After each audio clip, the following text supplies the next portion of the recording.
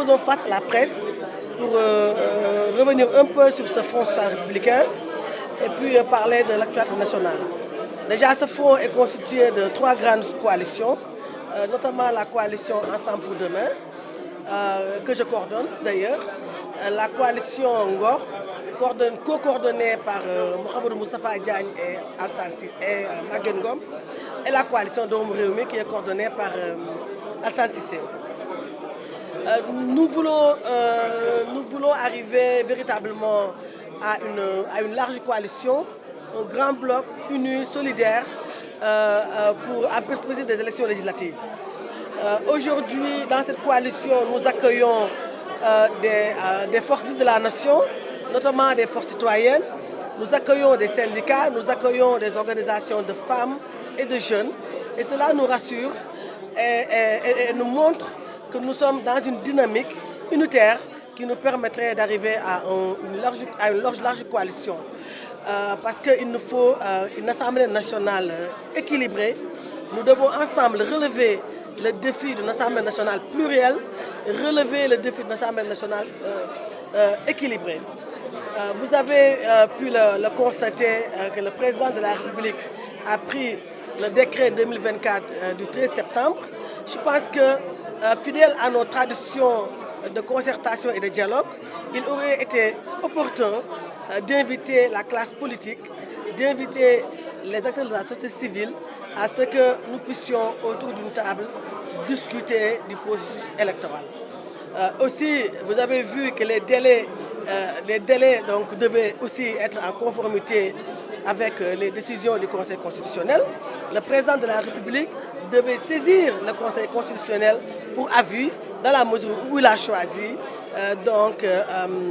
les 60 jours, comme le code électoral l'a dit, 60 jours au moins, 90 jours au plus.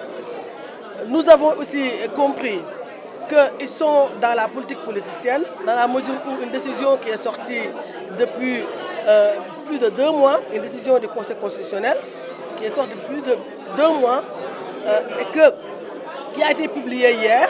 Véritablement, il faudrait que nous rompions avec la ruse politique, avec la politique politicienne. Et de ce point de vue, nous, Front social républicain, lançons un appel au peuple sénégalais. Ce peuple mature, parce que nous avons compris, après analyse, qu'il y a la masse silencieuse qui n'a pas choisi son excellence le président Bassirou Diomaye Diakhar Faye.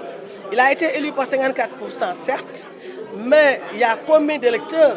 Il y a plus de 7 millions d'électeurs et qu'il n'y a que 4 millions et quelques qui ont été aux urnes.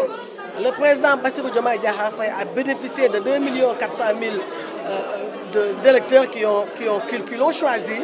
Et nous, l'opposition réunie, nous avons bénéficié de 2 83 000 et quelques donc, de suffrages exprimés. Pour dire que la différence n'est pas énorme, n'est pas considérable. Et que nous faisons appel à cette masse silencieuse de Sénégalais qui n'a pas été aux urnes. Parce que j'ai l'habitude de dire que le président Bassirou Diomaye Diakhar Faye bénéficie d'une majorité dans une minorité des Sénégalais. Et cette masse silencieuse, nous tendons la main, lançons un appel à cette masse silencieuse pour que l'opposition puisse enfin arriver donc, à l'Assemblée nationale et que nous puissions arriver à une Assemblée nationale plurielle, une Assemblée nationale équilibrée. Et c'est la raison pour laquelle les forces vives qui constituent le Front social républicain ne ménageront aucun effort pour l'unité de l'opposition, pour qu'on ait un seul bloc qui pourrait faire face au régime actuel. Le processus est biaisé dans la mesure où les délais devaient être en conformité avec les décisions du Conseil constitutionnel.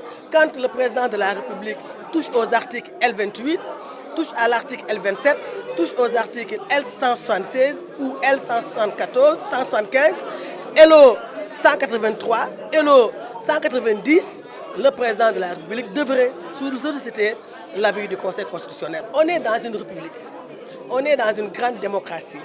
Le Sénégal est une vitrine de la démocratie. Et de ce point de vue, il était opportun que le président de la République invite les acteurs politiques que nous sommes, et les acteurs de la société civile pour pouvoir échanger, dialoguer, aller à des consensus forts. Il ne l'a pas fait. Donc nous sommes signataires, les membres du Front social républicain sont signataires et nous allons ensemble travailler pour arriver à des élections libres, transparentes et crédibles.